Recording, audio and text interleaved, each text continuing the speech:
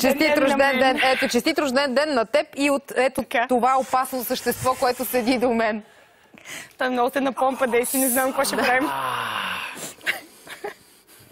Въздействащо. Ние загубихме ума и дума. Да. А ти защо? Къде тръгна? Къде тръгна?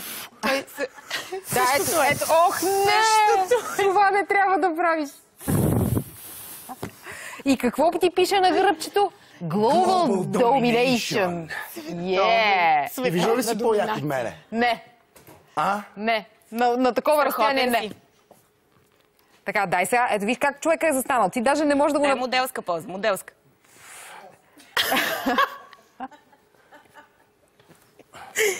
Също трябва да се упражняваш. Страхотно. Защото иначе доминираш в друга дисциплина.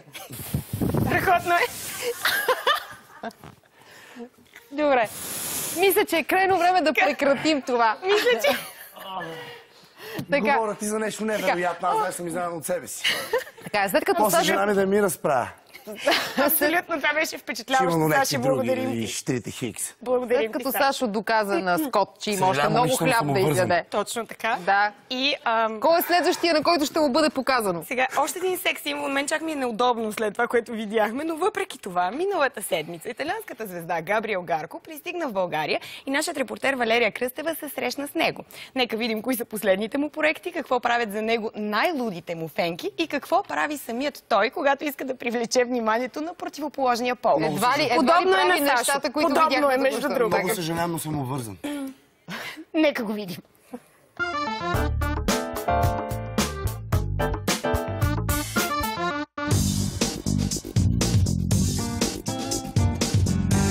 Следено сини очи и тяло на бог, Габриел Гарко е един от най-горещите секс символи в Италия. По него припадат хиляди жени, а името му е постоянно в медиите. 44-годишният актьор има зад гърба си участие в над 10 филмови и 25 телевизионни продукции.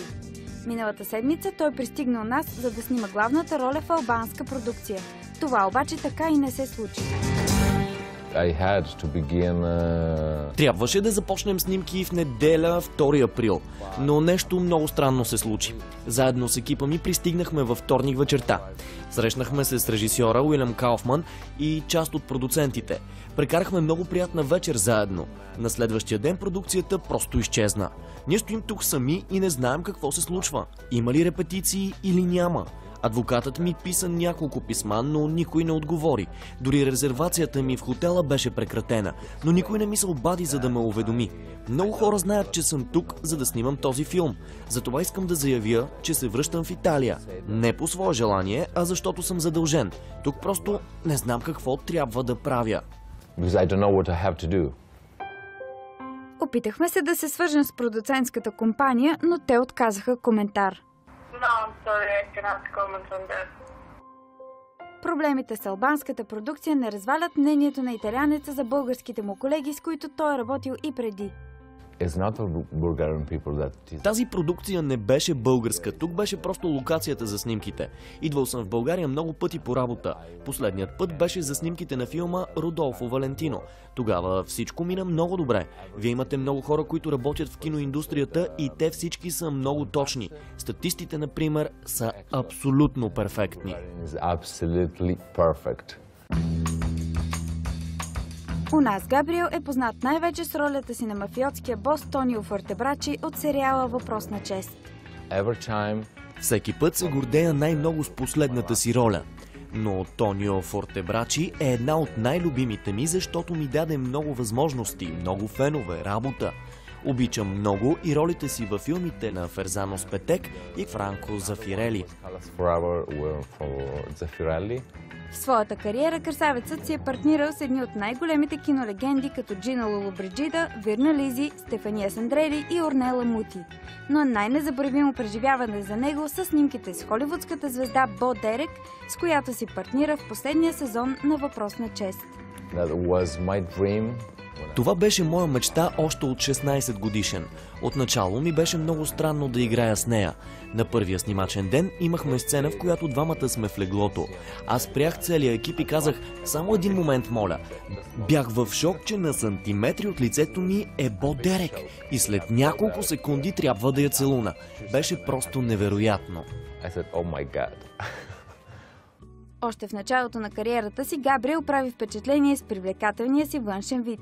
Печелил е титлата най-красив мъж в Италия и не се свени да се показва както майка го е родила. Знае много добре какъв ефект оказва върху жените, но понякога фенките му са доста настоятелни. Sometimes could be really. Например, има една жена, не искам да навлизам в детайли, но много често я намирам пред входната ми врата. Тя е абсолютно убедена, че ми е гадже. Аз си казвам: не, това не си ти, но тя продължава да идва и да иска да спи в леглото ми. Обаждам се на полицията, но те казват, че нищо не могат да направят. Има и други жени, които искат разни неща от мен, но не е редно да говоря за тях в този ранен час. Когато ти самият искаш да привлечеш вниманието на някоя жена, какво правиш? Nothing. Нищо, събличам се. Макар и постоянно заобиколен от красиви жени, в момента италианецът е сериозно обвързан с 21-годишната актриса Адоа Дел Веско. В сърцето му обаче има още 4 специални дами. 3 му сестри и майка му, чието одобрение се опитва да получи и до днес. Миналата година бях ко-водещ на фестивала Сан Ремо. Преди това не бях казал на никого, дори на майка ми. Когато беше пресконференцията, извъннах и казах: мамо, пусни си телевизора, ще има важна новина. След час и се обадих пак и тя започна да ми разказва какви проблеми имали с кучето и така нататък и ме попита: между другото, ти къде си? И аз си казах: в Сан Ремо. И тя: о, колко хубаво щеше да е, ако още живеех там, защото щяхме да се видим. И аз си казах: ох, добре, мамо, трябва да затварям. Не ми каза абсолютно нищо. После, разбира се, дойде на фестивала и беше много приятно, но тя никога не ми казва: браво, моето момче. Значи не ти казва, че се гордее с теб. I know that, but she never told me. Аз го знам, но тя никога не ми го казва. Отначало родителите ми изобщо не ме подкрепяха. Майка ми искаше да стана лекар, а баща ми каза: добре, може да се пробваш с актьорството, но ще видиш, че няма да се получи и ще трябва да си намериш друга работа. Аз казах: супер, идеално. Okay, perfect. Напористият Габриел успява да се пребори с мнението на най-близките си и се бори до край за мечтата си. Yeah, probably for...